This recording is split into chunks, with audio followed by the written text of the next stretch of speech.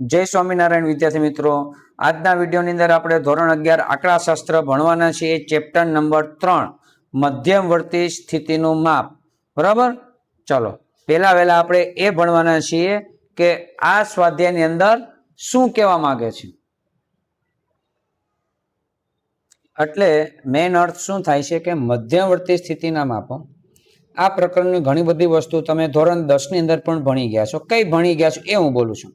મધ્યક, મધ્યસ્થ, બહુલક, ત્રણ વસ્તુ ભણી ગયા છો. આ પ્રકરણમાં બીજું શું શીખવાનું છે? વધારાનું ગુણોત્તર મધ્યક, ભારિત મધ્યક, મિશ્ર મધ્યક, પછી મધ્યસ્થ, પછી એના ટોપિક બીજા આવે છે ચતુર્થક, દશાશક અને શતાશક. એટલી વસ્તુ આ ચેપ્ટર ની અંદર શીખવાનું છે. મધ્યવર્તી સ્થિતિના માપ એટલે શું? કે જે અવલોકન આપ્યા છે એમાં વચ્ચે સ્થિત થયેલા હોય એવા માપો, અને એના વિશે આપણે અભ્યાસ કરવાનો છે. તો પેલા આજે સ્ટાર્ટ કરવાના છે સ્વાધ્યાય 3.1.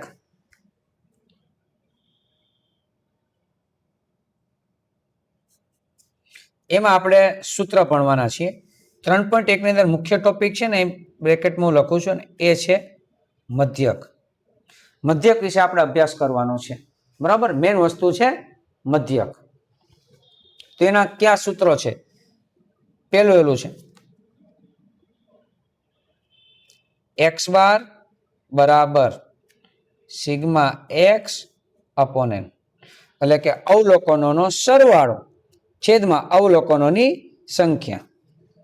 બીજું એક આનું સૂત્ર છે x બાર બરાબર a plus sigma d upon n. આને ટૂંકી રીતે પણ કહેવાય અને ધારેલ રીતે પણ કહેવાય. બરાબર, એટલે કૌંસમાં ખાલી લખું છું. આને જો દાખલો આપણે એમ કે ટૂંકી રીતે કરો તો આને ટૂંકી રીત કહેવાય. હવે બંને સૂત્ર ક્યારે વપરાય છે તો એ લખું છું. આ બંને સૂત્ર અવર્ગીકૃત માહિતી હોય,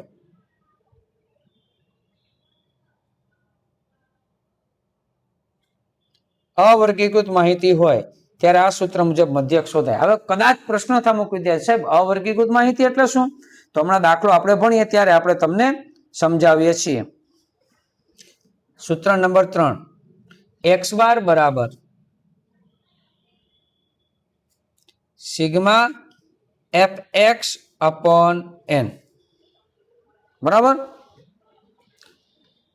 નંબર 4, ચોથું સૂત્ર છે x બાર બરાબર a plus sigma fd upon n. અને સૂત્ર નંબર 5, x બાર બરાબર a plus sigma fd upon n ગુણ્યા c. આ ત્રણેય સૂત્ર ક્યારે વપરાય છે તો કે અસતત અને સતત બંને શબ્દ લખું છું, અને મેઇન શબ્દ છે વર્ગીકૃત માહિતી હોય ત્યારે એમાં કૌંસમાં સતત આવૃત્તિ વિતરણ હોય પ્લસ અસતત હોય ત્યારે પણ આ સૂત્ર વપરાય છે. ક્યારે? તો ત્રીજા અને ચોથા સૂત્રનો ઉપયોગ અસતત માટે યાદ રાખીશું. ત્રીજા અને ચોથો, પછી ત્રીજો અને પાંચમું બંને સતત માટે પણ વપરાય છે. ફેર ખાલી કેટલો છે? જો અહીં સિગ્મા x છેદમાં n x હતું અવર્ગીકૃત, હવે f આવી જશે એટલે ખાલી f આવી ગયો આગળ. એ જ રીતે આ સૂત્રમાં f આવી ગયો, પણ ગુણ્યા c કારણ કે સતત હતું, તો એ પણ આપણે ભણવાના છીએ. બરાબર, તો સ્ટાર્ટ કરીએ છીએ સ્વાધ્યાય 3.1 દાખલા નંબર 1. સ્વાધ્યાય 3.1 પેલો દાખલો છે. એક નર્સરીમાં વાવેલા છોડની સપ્તાહ દીઠ વૃદ્ધિ નીચે પ્રમાણે છે. ઓકે, અને રકમ આપી છે. છોડની વૃદ્ધિનો મધ્યક શોધો. હવે નોંધું છું એ તમે ખાસ ધ્યાન રાખજો. જો આપેલી માહિતીને છે ને અવર્ગીકૃત કહેવાય. કેવી કહેવાય? બાજુમાં લખું છું અવર્ગીકૃત. આવો દાખલો હોય તો ત્યારે કયા સૂત્ર લાગુ પડે તો આપણે બતાવે આ બંને સૂત્ર લાગુ પડે. કોઈ પણ સૂત્ર પ્રમાણે દાખલો કરો જવાબ સરખો જ આવશે. બરાબર, એટલે પેલા દાખલામાં. બીજો અપવાદ છે. હવે ત્રીજો દાખલો છે ને એ વર્ગીકૃત તો છે જ, પણ અસતત છે. વર્ગીકૃત અસતત. અસતત એટલે કેમ ખબર પડે? આમ કોષ્ટક હોય, બરાબર, એમાં પેલું ખાનું જે હોય ને એ પેલા ખાનાની અંદર એક એક આંકડો જોઈજો છે કે નહીં, ત્યાર પછી સામે દેખાડું જોજો. એ વર્ગીકૃતમાં સતત હતો. હવે અહીંયા છે આ વર્ગીકૃત જ છે, પણ હવે શબ્દ ખાલી લખીશ સતત. સતત શા માટે? તો અહીંયા જો બે આંકડા છે પેલા ખાને કોષ્ટક છે જ, પણ 0 થી 10, 10 થી 20, આ માઇનસ નહીં પણ થી એવું વચાય, 0 થી 10, 10 થી 20, 20 થી 30. તો બે આંકડા હોય તો સમજી લો સતત. પછી આ દાખલો સતત જ છે, પણ તમને એક દેખાય છે એમાં એક છે, આપણે દાખલો જ્યારે ભણીશું ત્યારે કહેશું, છુપી રીતે આપ્યું છે આપણે, સતત જ છે. આ દાખલો સતત અને આ દાખલો સતત. તો તમે જો ટેક્સ્ટ બુક લઈને બેઠા હોય તો આ ચારે દાખલામાં સતત આવો શબ્દ લખી નાખો, આ બંને દાખલાની અંદર અવર્ગીકૃત અને અસતત એવો શબ્દ લખી નાખો, જેથી કરીને તમને યાદ રહે. બરાબર? તો હવે આપણે પેલો દાખલો કરવાનો છે. તો પેલો દાખલો કઈ રીતે થાય છે એ જોઈએ. સ્વાધ્યાય 3.1 અને એનો દાખલા નંબર પહેલો. મારે મધ્યક શોધો શું આવે? x બાર બરાબર સિગ્મા x અપોન n, એટલે x નો સરવાળો. એટલે બધા આંકડા જે આપ્યા છે ને એ બધા આંકડાનો આપણે સરવાળા સ્વરૂપે લખવાનું. બરાબર?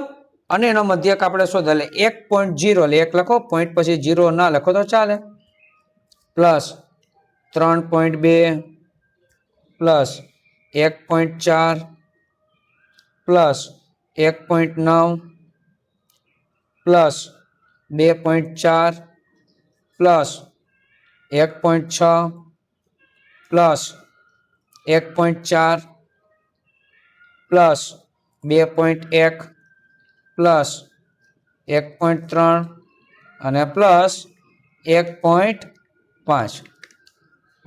છેદમાં આપણે શું લખવાનું છે? તો કે અવલોકનોની સંખ્યા. અવલોકન કેટલા છે ગણવાના? 1, 2, 3, 4, 5, 6, 7, 8, 9 અને 10. તો 10 અવલોકન છે, તો છેદમાં 10 લખવાના. હવે આ બધાનો સરવાળો કરી મને તમે કોમેન્ટ્સની અંદર જણાવો. ઓકે, સરવાળો કેટલો આવે છે મિત્રો? 17.8. સરસ. હવે છેદમાં 10. હવે ભાગાકાર કરીએ તો કેટલું થાય? તો કે 1.78. તો આ એકદમ સિમ્પલી દાખલો, x બાર બરાબર 1.78 થયો કહેવાય. બરાબર? હવે આપણે સમજવાના છે ઉદાહરણ નંબર 1, એ તમને દેખાડીએ. ચાલો, ઉદાહરણ 1 આના જેવું છે કે નીચેની માહિતી એક ગેરેજમાં દરરોજ સમારકામ કરેલા સ્કૂટરોની સંખ્યા દર્શાવે છે. રોજના સમારકામ કરેલા સ્કૂટરોની સંખ્યાનું મધ્યક શોધો. આ સંખ્યા આપી છે, સૂત્ર મૂકવાનું. હમણાં આપણે કર્યો એને આ રીતના કર્યું. આ સ્ટેપ કરવાની જરૂર નથી. સિગ્મા x અપોન n પછી આ કરવાનું છે. સરવાળો 160 ભાગ્યા 8, પોઈન્ટ પછી 3 આંકડા આવે છે, પણ આપણે નિયમ પ્રમાણે પોઈન્ટ પછી 2 આંકડા લેવાના. હવે જો ત્રીજો આંકડો કાઢી નાખીએ છીએ, એ 5 કે 5 કરતા વધુ હોય તો 62 ના 63 થાય એને કર્યા છે. ક્યારે? 5 કે 5 કરતા વધુ હોય ત્યારે. રેડી? એટલે ઉદાહરણ 1 એ તમને જાતે કરવા માટે આપું છું. ઉદાહરણ 1. હવે ઉદાહરણ 2 તરફ આપણે જઈએ છીએ, પેજ ફેરવીએ છીએ. ઉદાહરણ નંબર 2 એ પણ તમને રકમ દેખાડીએ. ઉદાહરણ નંબર 2. એક જિલ્લાના 10 જુદા જુદા સ્થળો પર થયેલો વરસાદ નીચે પ્રમાણે છે. બરાબર? પછી આગળ તો વરસાદનો મધ્યક શોધો. હવે આને સાદી રીતે શોધી શકાય, પણ આને ટૂંકી રીતે દાખલો કર્યો છે. તો આ તો ઉદાહરણની અંદર છે જ, તમે આ રીતે કરી શકો. તમને આ સમજાવી દઉં છું, પણ તમે ઓલી પેલી રીતે કરશો સિગ્મા x અપોન n તો ચાલે. જવાબ એટલો જ આવશે 103.8. આ બધાનો સરવાળો અને ભાગ્યા 10 તમે કરજો એટલે આવી જશે. સરવાળાનો આવશે 1038 અને ભાગ્યા 10, કારણ કે મને આની ઉપરથી ખબર પડે છે. 1038 ભાગ્યા 10 કરશો એટલે 103.8 આવશે. હવે એને કઈ રીતે કર્યો છે એ હું તમને સમજાવું છું. એનામાં આડું કોષ્ટક કર્યું છે ને, આપણે ઊભું કોષ્ટક કરીને દાખલો કરવાનો પ્રયત્ન કરીએ છીએ. બરાબર? જો હવે આ દાખલો મારે સાદી રીતે કરવો હોય તો પેલા એ પણ હું તમને કરી બતાવું છું કે ભાઈ x બાર મારે શોધવો છે. x બાર બરાબર સિગ્મા x અપોન n.